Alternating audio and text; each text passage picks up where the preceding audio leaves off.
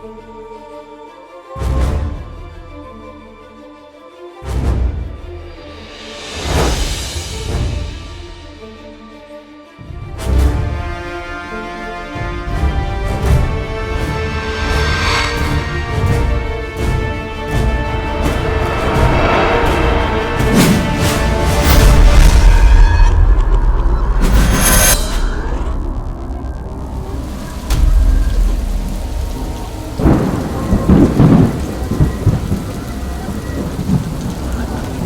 creatures and birds. And day number 6, beautiful day. We should all celebrate that. Day number 6 is when God decided to create something in his image. God got his hands dirty and he actually formed man. Then later on he formed woman, he formed animals, and that this day number 6 is pretty significant. Is why we are able to speak about anything with the story, right? On day number 7th, which was really the last day of creation, God decided to do something what some people say is kind of odd, really. God blessed the 7th day and he declared it holy. Catch that? It's the first time the word is used, because it was the day when he rested from all his work of creation. So there you have it. God in the beginning, the creator, had 6 days to create the universe. 7th day he rested and said it was holy. And then it makes us ask the question, what is this holy? None of that answered that, right? But it gave you a good context. So let's walk through this. So the definition of holy, right? There is 2 Hebrew words that's used.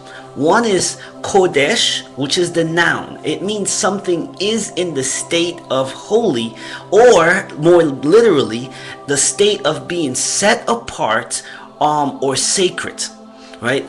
And then the other word is kadash.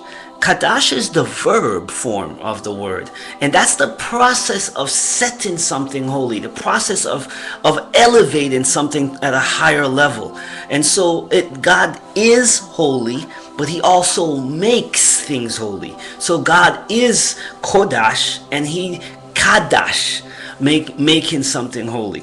All right, so again, let's see if this can help you just understand the context a little bit. God is holy creator, which is he's a set apart creator. Man, human beings, we are the unholy creations. We are the not set apart creation. All right, there you go. So just because something is unholy doesn't mean it's bad. It just means it's not God.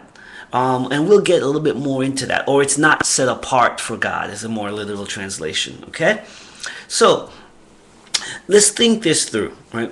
What unique rights does an artist, any artist, have over the very art they create? I mean, think about it. If you're musicians, right, you get the beautiful job of creating music, but you get to decide how long the note will be. You get to decide what sounds it'll make. If you're a painter, you get to decide what color you paint the sky. If you're a sculptor, you get to decide how big or how small something is. Because as the creator, the artist, you actually have the full rights to determine what the object you create will look like, feel like, and in truth, what it'll be used for, right? So let's go back into our lives a little bit to see if we can make a little bit of sense out of this. What objects do you own presently that you would say, I have exclusive rights to this? This is mine and mine alone, right? And at first you might think, I'm not sure if I have something like that. I'm going to pick something that is a gimme, right? Here's what I'll say. Think of your cell phone, the thing that if you leave the house, you turn right back around and go get, right? We're so addicted to this thing nowadays, right? So imagine, right, a situation where you're in a room, right, and you're the owner of the cell phone, and there's somebody sitting next to you that is not the owner. That could be a family member, a friend, a classmate, a stranger. All I'm saying is they're not the owner, right? So who sets the rules on phone usage? Pause, think about it.